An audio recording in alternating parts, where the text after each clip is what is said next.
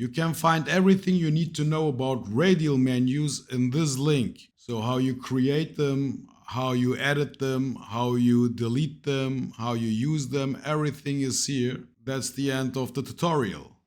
Okay, I'm just joking. Let's create some radial menus from scratch. And after we have created 3 of them, we will collect them under a main radial menu. So we will do basically this, how to call a radial menu from a radial menu. And we will use, of course, this link for gathering all our information. And let me show you what it will look like. The final radial menu will be something like this, consisting of 3 segments: circles, solids, and lines. And if we go to solids, you will have access to the main solids. If you go to circle, you will have access to the tangent circle, center circle, 2-point circle, lines, spline curve, control point curve, line. So that's what we will code. And instead of searching for all the codes here in the list of all the commands, I already have gathered them here. But first of all, let's see how the code is built. Here you can see the basic structure of a radial menu. It consists of the name, which is the actual title of the radial menu, and the command is a unique identifier thing, blah blah blah. I just type in the same as I type here, just with small letters. Avoid conflicts with existing commands and consider incorporating your own name. Since my menu titles are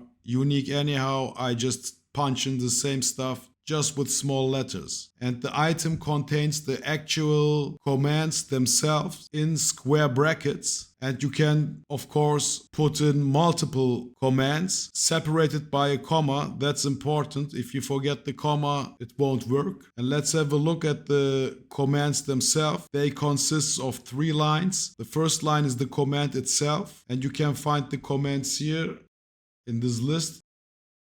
And what they mean by icon and label, these things, the icon and the label. And the icon, by the way, exists only if there is an actual icon for the command you want to use. If there aren't any icons, automatically the first 2 letters of your label is used. Okay, so let's start. You can copy the whole file. I just take this till the first square bracket, copy it, and open a new file in my text editor, paste it, and before doing anything else, I also copy this stuff.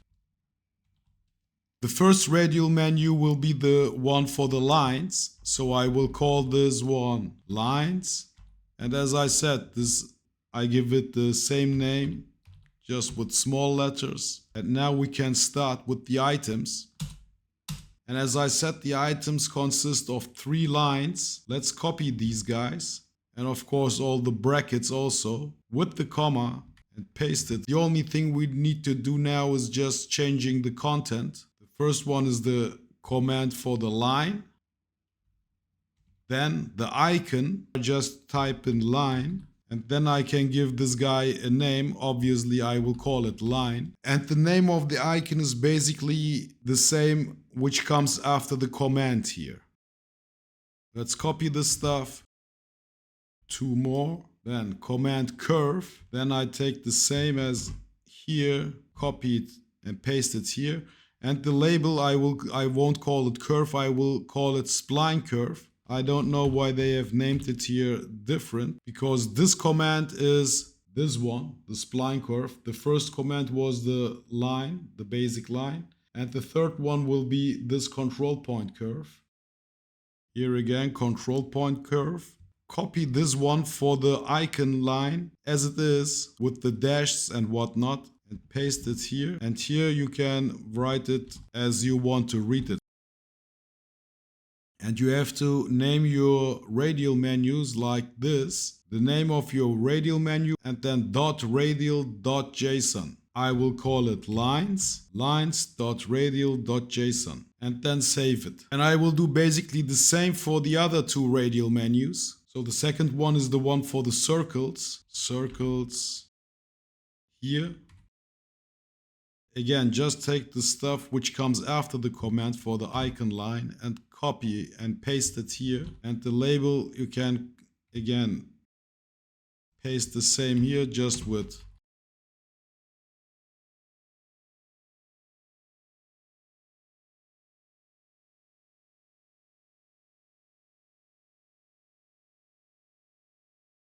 if you save it, just save it as circles.radial.json. Let's also do the solids, the sphere. The corner box is basically the cube. That's why I will label it as cube. But I will leave it as corner box here in the icon so I can see the icon, because there is a preset icon for this one. And here cylinder.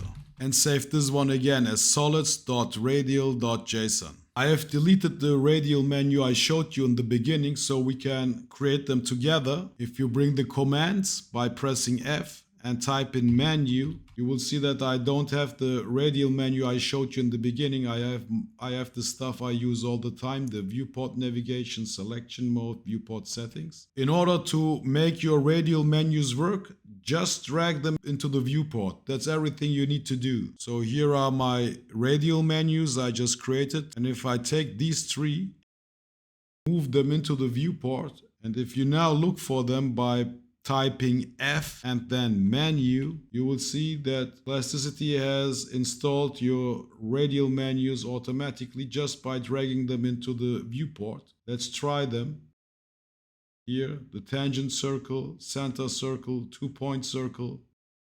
Here's the radial menu for the lines, control point curve, line, spline curve. Let's check the one for the solids, which is also here, cylinder, cube, but I won't give them shortcuts because I want to use them to gather them under a main radial menu, which we will code now. The idea for creating the main radial menu is basically the same. You create again a .radial.json file with the name, command, and items, lines, and the items will this time contain something like this. Again, just copy this stuff until the square bracket.